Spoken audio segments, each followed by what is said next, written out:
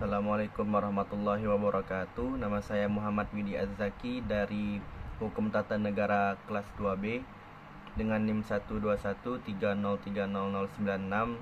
akan mereview materi sebagai bentuk ujian tengah semester 2 dengan mata kuliah Ilmu Negara yang diampu oleh Bapak dosen Lutfi Farul Rizal SSY MH. Baiklah, yang pertama, konsep dasar ilmu negara. Ilmu negara memiliki berbagai pandangan dari beberapa ahli. Yang pertama, menurut Kelsen, ilmu negara ialah ilmu yang berfokus pada aspek hukum atau non-meta yuridis dan tidak membahas asal mula sebuah negara atau yang lain-lain. Namun di sisi lain, menurut Cranenberg, berbalikan dari pendapat Kelsen, ia berpendapat bahwa ilmu negara itu harus membahas asal-usul sebuah negara dan sejarah terbentuknya negara tersebut. Dan asal mula dari ilmu negara sendiri berasal dari Jerman, yaitu pada tahun 1882 oleh George Jelinek sebagai selaku bapak ilmu negara. Dan ilmu negara ini dikenalkan ke Indonesia pada tahun 1946.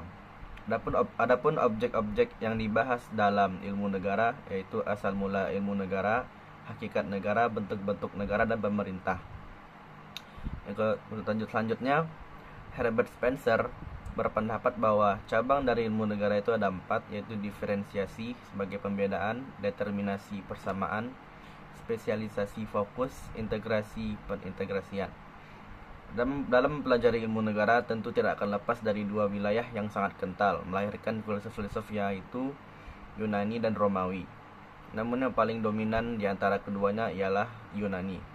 Karena ilmu pengetahuan di Yunani berkembang pesat karena Yunani itu suka berpikir dan konsepsi kenegaraannya dapat dilihat pada naskah-naskah atau buku-buku. Sedangkan Romawi, ilmu pengetahuannya tidak berkembang pesat karena menitik beratkan soal praktis dan konsepsi kenegaraannya dapat dilihat dalam praktek. Selanjutnya, definisi dan hakikat negara. Pertama itu pendapat ahli, yang kedua hakikat negaranya. Yang pertama, menurut etimologi, negara itu adalah state dalam bahasa Inggris, stat dalam bahasa Jerman dan Belanda, dan elat dalam bahasa Prancis. Sedangkan dalam bahasa Indonesia, yaitu dalam bahasa Sanskerta, negara atau negeri itu artinya kota besar, hampir sama dengan istilah Yunani itu polis, kota besar, negara. Kemudian juga termaktub dalam kitab Negara Kertagama yang membahas tentang ketatanegaraan. Yang selanjutnya yaitu menurut sarjana lokal, menurut Nasrun, negara itu adalah pergaulan hidup, interaksi antara individu dengan sebuah kelompok. Selanjutnya menurut Djoko Sutono, negara itu adalah orang, manusia yang berada di bawah pemerintahan. Lalu menurut Budiarjo itu memiliki beberapa aspek, yaitu daerah, pejabat, rakyat, hukum, dan kontrol kekuasaan. Menurut sarjana luar, menurut Aristoteles, negara itu adalah keluarga, desa, dan yang memiliki sebuah tujuan baik.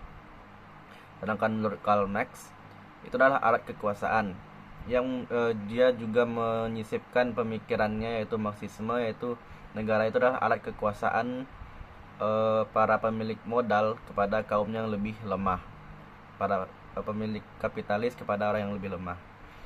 Sedangkan menurut J.J. Rousseau, itu adalah hidup bersama, merdeka, dan bebas. Jadi kesimpulan yang dapat diambil, negara itu adalah sesuatu yang memiliki organisasi, pemerintahan, rakyat, wilayah, dan pengakuan. Selanjutnya, unsur-unsur negara. Yang pertama adalah wilayah. Wilayah sendiri tidak ada ketentuan yang pasti berapakah luas minimum suatu wilayah itu untuk ditetapkan sebagai suatu negara. Tapi satu negara itu penting harus memiliki sebuah wilayah. Selanjutnya itu memiliki penduduk. Unsur ini dalam sejumlah kasus tidak dianggap sebagai suatu masalah karena definisi unsur ini diperluas sedemikian rupa untuk dapat mencakup seluruh bagian dari tuntutan. Lalu juga memiliki pemerintahan. Menurut Crawford, makna pemerintahan sendiri dapat dikaitkan dalam hubungan kepada dua hal. Yang pertama itu meliputi lembaga-lembaga politik, administratif, dan eksekutif yang bertujuan untuk melakukan pengaturan dalam komunitas yang bersangkutan dan melaksanakan tugas-tugas yang ditetapkan dalam aturan hukum yang dibuat. Selanjutnya yaitu harus memiliki pengakuan, yaitu pengakuan dari negara lain. Negara lain mengakui negara itu ada, dan begitu pula sebaliknya. Selanjutnya mengenai teori-teori ilmu negara.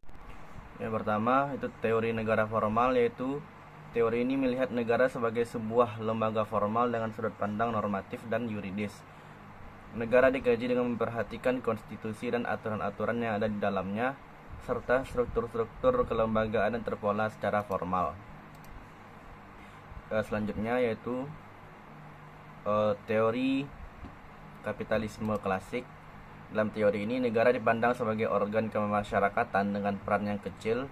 Fungsi negara didefinisikan sebagai agen pelayanan sosial kemasyarakatan atau social service.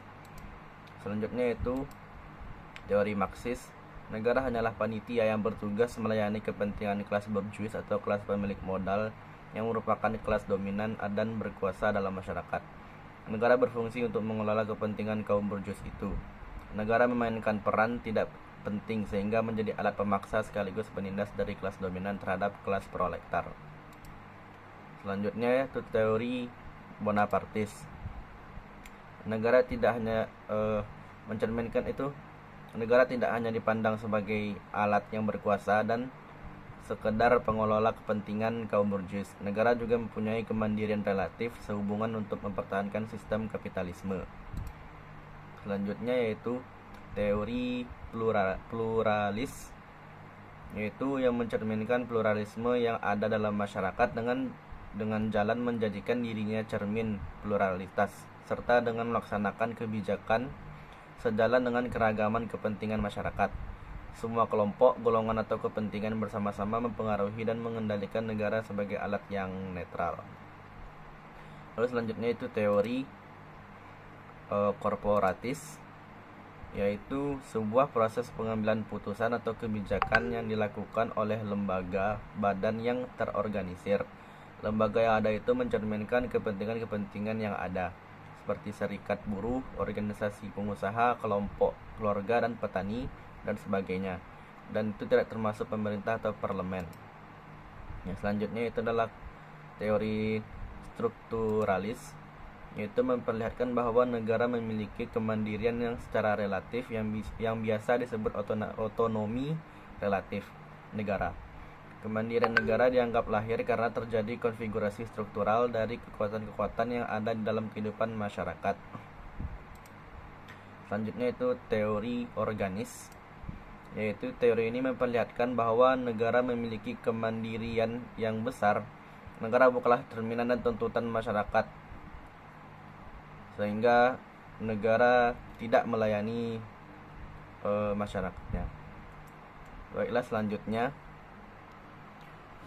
itu adalah Mula Negara dan Lanjut Negara pada masa Yunani kuno.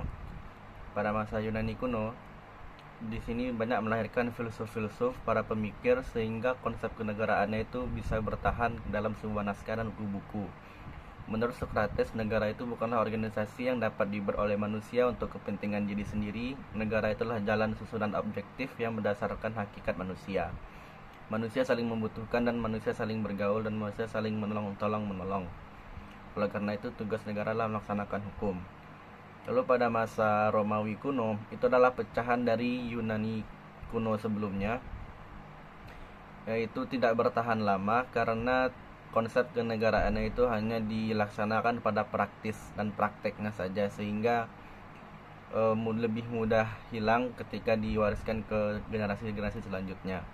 Pada masa abad pertengahan, ini adalah awal kehancuran sekaligus awal kebangkitan, yaitu pada perang salib antara Islam dan Kristen yang awalnya menyebabkan kekalahan kaum Kristen yang memicu lahirnya Renaissance untuk bangkitnya seluruh Eropa.